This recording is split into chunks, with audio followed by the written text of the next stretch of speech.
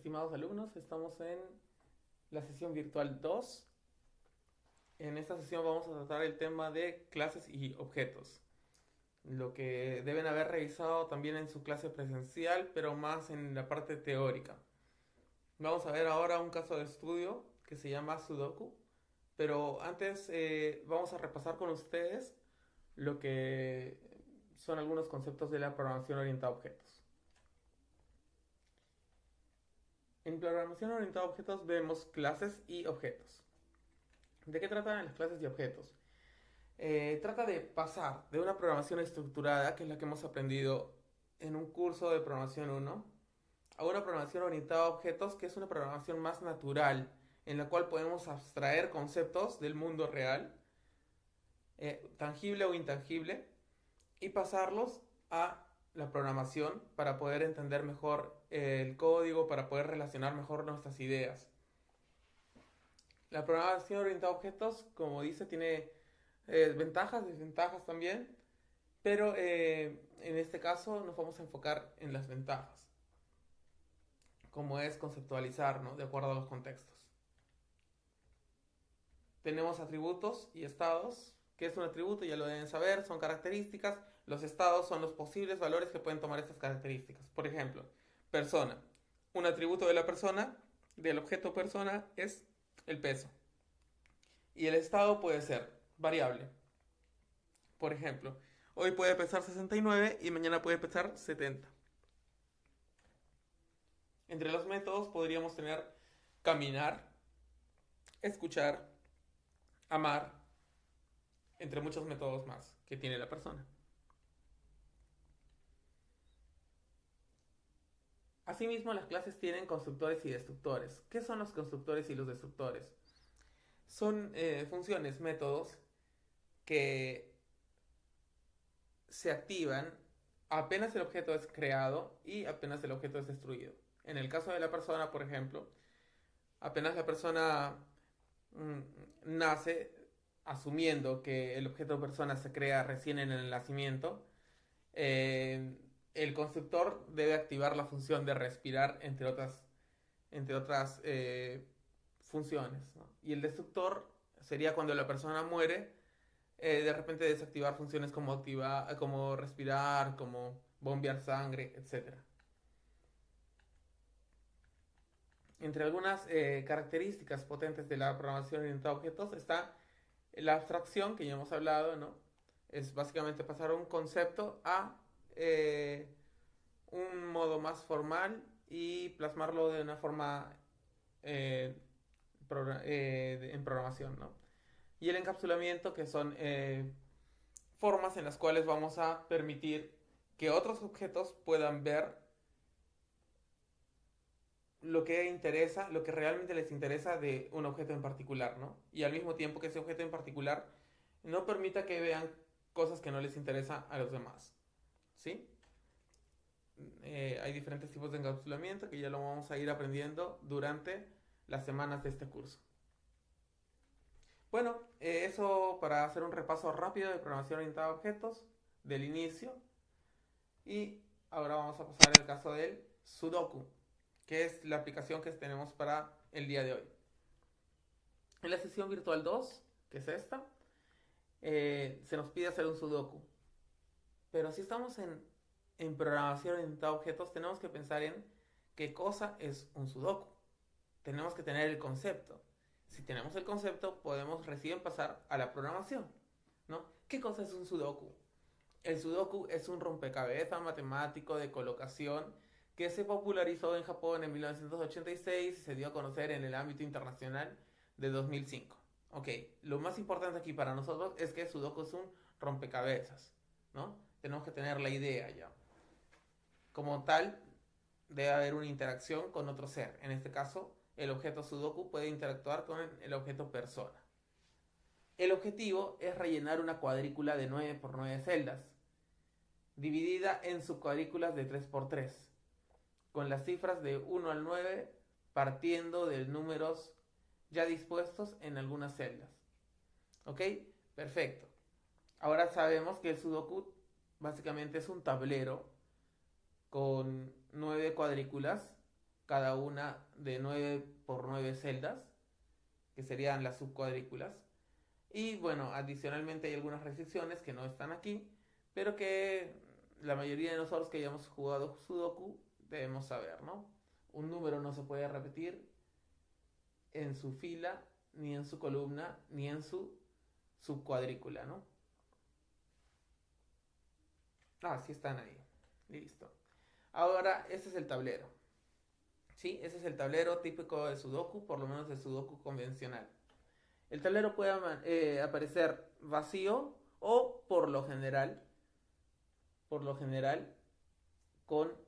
algunos números ya puestos. Fijémonos en el número 4. Este número 4 está aquí. ¿Sí? Aquí, aquí, aquí, aquí, aquí. Está distribuido pero casi por todas partes. ¿Ya? Una cosa que tenemos que tener en cuenta es el Sudoku tiene una característica. ¿Cuál es esa característica? Que tiene un tablero. Tiene otra característica, que este tablero tiene lado 9 por 9, ¿no? Y tiene otra característica más. Ya al iniciar el juego debe existir el tablero. Entonces en su constructor nosotros deberíamos inicializar un tablero, ¿no? Ahí están las casillas con valores predeterminados que dije. Y finalmente el Sudoku debe quedar así, ¿no? Si ustedes se fijan detenidamente en esa imagen, no hay un solo número que se repita en su subcuadrícula, ni que tenga otro número igual en su columna o en su fila. Vamos a ver a qué me refiero. Las restricciones. Ahí, por ejemplo, el número 2 no aparece repetido en ninguna parte de su columna. El número 3 no aparece repetido en ninguna parte de su fila. El número 4 no aparece repetido en ninguna parte de su subcuadrícula. Y en realidad estos 3 números que les he mostrado tampoco aparecen repetidos en ninguna de sus otras 2 condiciones. ¿Sí? En este caso, el 4 no aparece tampoco en su fila ni en su columna, repetido. Finalmente terminamos de jugar, y cuando terminamos de jugar nos falta un número en este caso, casi terminamos de jugar. ¿Qué número podrá ser? A ver, en la cuadrícula yo estoy viendo que hay el número 1, 2, 3, 4, 5, 6, 7 y 8 en su subcuadrícula. Entonces obviamente falta el 9. Pero el 9 está en la fila de este casillero vacío.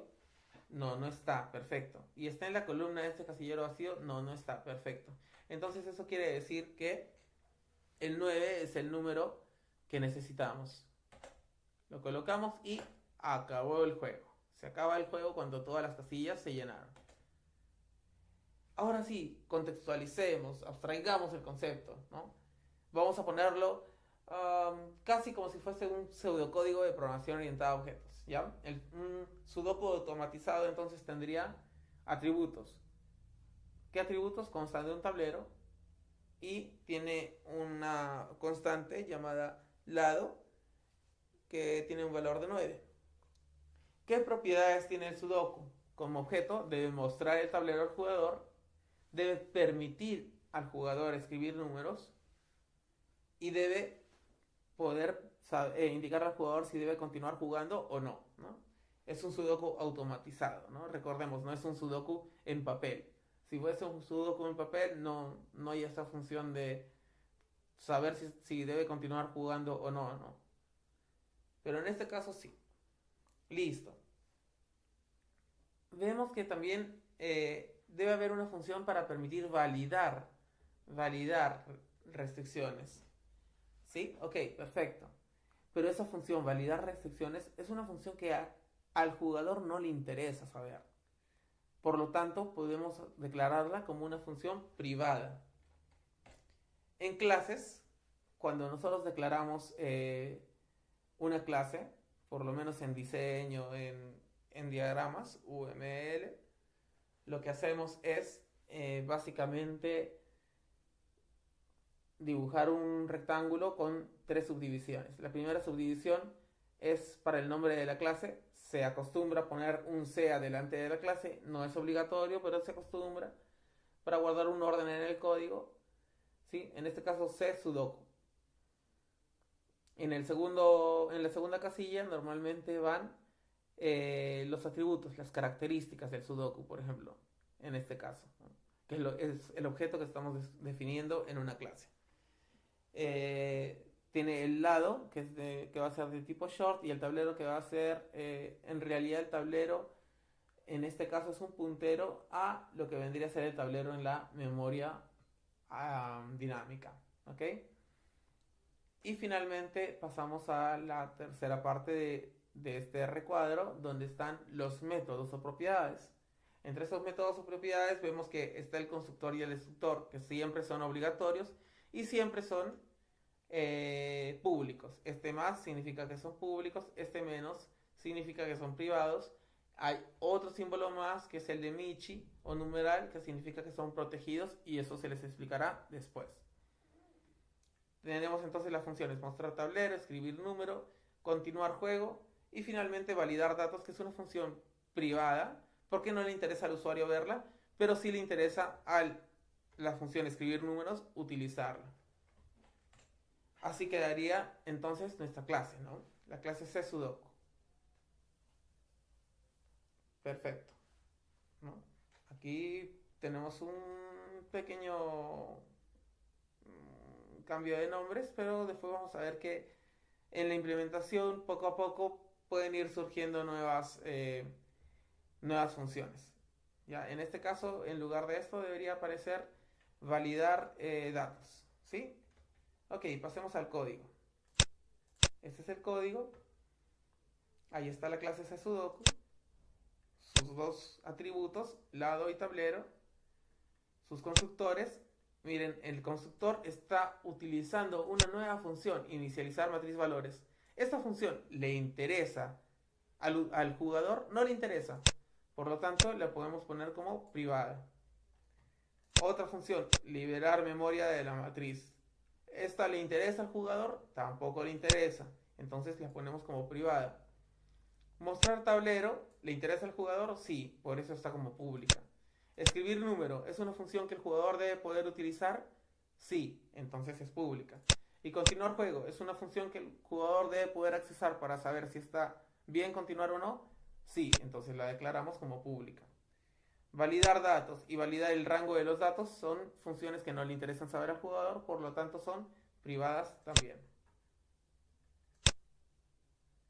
Si en este momento voy muy rápido, recuerden que pueden ponerle pausa al video para poder ver en detalle el código. Inicializar matriz básicamente va a inicializar un tablero de 9 por 9. Ojo, le estoy poniendo valores 0. ¿Por qué? Porque los valores del Sudoku solamente pueden ir del 1 al 9. Eso quiere decir que cuando veo un valor 0 y muestre el Sudoku en la consola, lo voy a mostrar con algún carácter como un punto para indicar que esa casilla no fue escrita todavía. Liberar memoria es simplemente aplicar los respectivos delets a las filas y a los punteros a las filas también.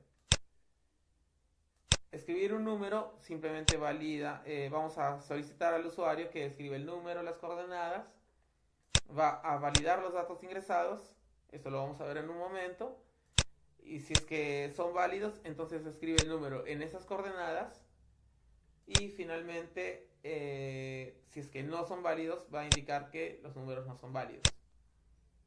Continuar el juego, simplemente, en este caso, esta es una función un poco tonta. ¿Por qué? Porque va a verificar si en todo el tablero queda algún cero. Si es que queda algún cero, eso quiere decir que todavía hay espacios para llenar, por lo tanto va a devolver verdadero. Y si no queda ningún cero, va a decir felicitaciones, lo has conseguido. ¿Por qué es tonta esta función? Porque a cada jugada va a revisar todo el tablero. En este caso estamos tranquilos porque el tablero es de 9 por 9, 81 accesos. Pero si el tablero fuera mayor, sería una función bastante costosa. Podríamos definir simplemente un contador de ceros, ¿no? Cuando el contador llega a 0 ceros, quiere decir que todo el tablero está lleno y terminó. Y no necesitaríamos estar recorriendo la matriz una y otra vez.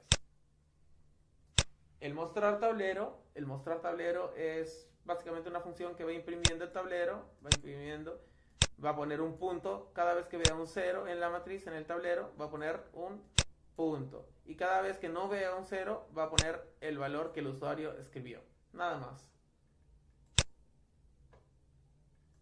los validar datos ingresados, pues va a validar que los datos estén en el rango permitido, va a validar que no se encuentre repetido en la fila, que no se encuentre repetido en la columna, que no se encuentre repetido en la casilla, y si es que valida todo esto, va a retornar verdadero. Validar rango, básicamente va a validar que el número esté dentro del rango establecido y nada más. Finalmente está el sudoku.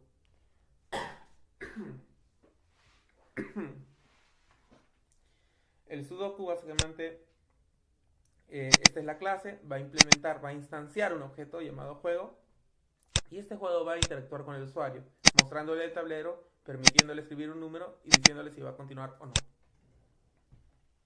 Voy a ejecutar este programa. Disculpen. Y fíjense. Ingreso el número 5 en la segunda columna, en la fila 3. Si quiero ingresar el número 5 de nuevo en la segunda columna, en la fila 9, no voy a poder. Ahí tendría que borrar el número 5.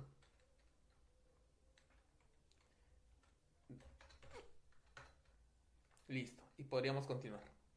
Eso es todo, chicos. Espero que les vaya bien.